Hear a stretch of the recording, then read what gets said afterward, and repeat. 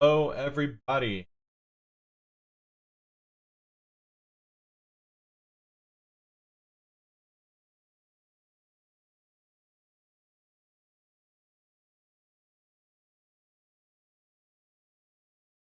Can't hear.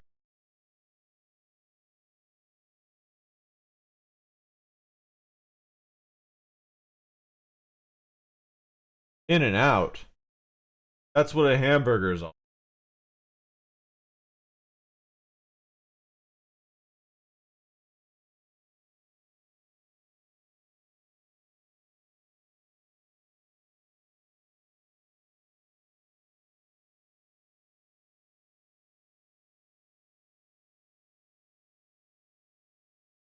Okay, how about now? Now?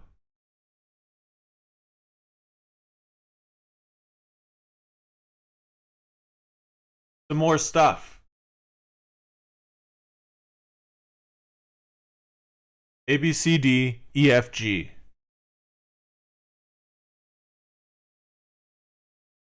H I J K L M N O P Q R S T W X Y and Z. Okay, so anyone? Yes, I can say the. What? Still cutting out every now and then. Okay, well, got it. I'm Alex Sharastani from Austin, Texas. Sharastani Law. 10-minute legal FAQ.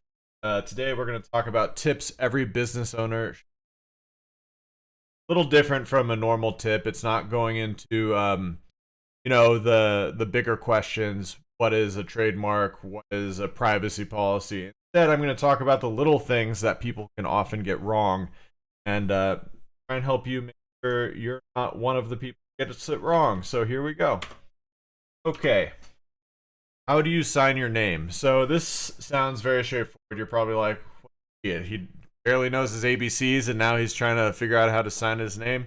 Well, it's about what's on the signature line. So when someone puts in a contract, Alex Sharastani sign here, and I'm signing on behalf of Sharastani Law, I want to make sure that it says something about Sharastani Law. I don't just want to sign my name, even if it's obvious that it's like about a business contract or whatever. You're going to want to have your name be accompanied by your business name. Otherwise, what could happen is it could be inferred, and an opposing attorney could end up accusing you of not using your business for that signature and therefore losing your liability protection. Yeah, so it's a simple thing to do. If you get a contract that doesn't state your business's name next to the signature line, just write it in or ask them if they can make that edit for you. Send it over to other people on your own behalf. Make sure you make that edit as well. Okay, how do you pay yourself? Okay, so this is another one that a lot of people get wrong that I was really surprised to find out people get wrong. So when you're paying yourself out of a business, even if you're the only person who owns that business, if you're the only person who touches the accounts, whatever, you should not use your business credit cards, bank cards, checks, whatever, to pay personal expenses. This goes back to the same problem as before, right? If you end up in court, the other attorney is going to try and say that it's not a legitimate business and you lose your liability protection. So instead, what you're going to want to do is have regular withdrawals from your bank account. Just write a check to yourself. I know it's kind of silly, but write one from your business account to your personal account. And this will apply regardless of your entity type. A lot of people think that, well, I'm a single member LLC. I'm a pass-through entity. Therefore, all the money is coming straight to me anyway, and I can go ahead and treat it like a personal bank account. That is inaccurate. So just make sure you're not doing that in almost every circumstance. Also, you're not going to want to pay for business expenses on personal cards as much as possible, right? When you first start, you're going to have to, right? There's like the business starts at zero and you need to put personal funds in, but you shouldn't make a habit of commingling them. Otherwise, your entity could collapse. And by collapse, what I mean is you end up in court or in front of a regulatory agency and they say, not a real business. Really, you're using it as a piggy bank, and you don't deserve liability protection, which is the whole point for forming the business entity in the first place. So you want to make sure you keep your funds separate. When was the last time you voted on something? So this also applies regardless if there's one person in your company or 1,000 people.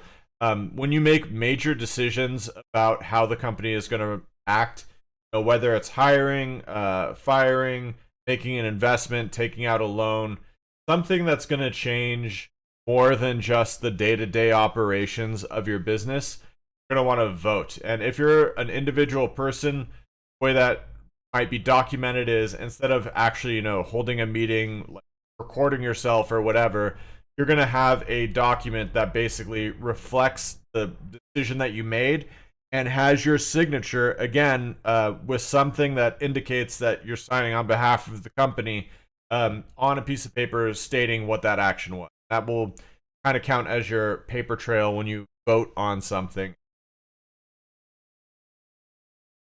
Last one, what do your records look like? This is kind of in keeping with all of this stuff, right? It's about making your business look like a real business. If you get hit by a bus tomorrow and someone comes over and goes through your books, are they going to see something that looks business-like, or are they going to see, a receipt from Chick-fil-A and an uncashed check in your wallet, and like it's going to look like just any old? There's a couple of reasons. For one, you don't want your entity to collapse, which we've already gone over. But the other one is, if you ever do end up needing to hire an attorney, you want to have good records. You want to have records that are organized, because your attorney is going to be able to go through your records much more quickly, much more. You're going to find what they're looking for without a lot of trouble, and that means less expensive to help you. So what are some ways you can keep records organized? Have a folder for everything and have those folders really well organized. So if you're using, say, Google Drive, you want a folder that says business records. Inside of it, you might have entity formation documents, tax documents, company votes, right? And each of those is its own folder with its own documents inside. The document names or the file names should have a date in them, right? So instead of saying Alex Sharistani voting on whether to pay himself an increased salary and leave it at that, instead you might name the document 2021 0309. So year, month, date, and then describe what's going on in there. Alex votes on increased salary. The reason you're doing that is because a lot of times you'll have multiple votes on something over the course of the life of your business. You might vote, I might vote to increase my salary multiple times over the course of 10 years. And having that information in the name of the file makes it very easy to move it around and not lose track of what's going on. So, yes, that was it, our 10-minute FAQ. I think I actually kept it 10 minutes, even though we got it started a little bit late.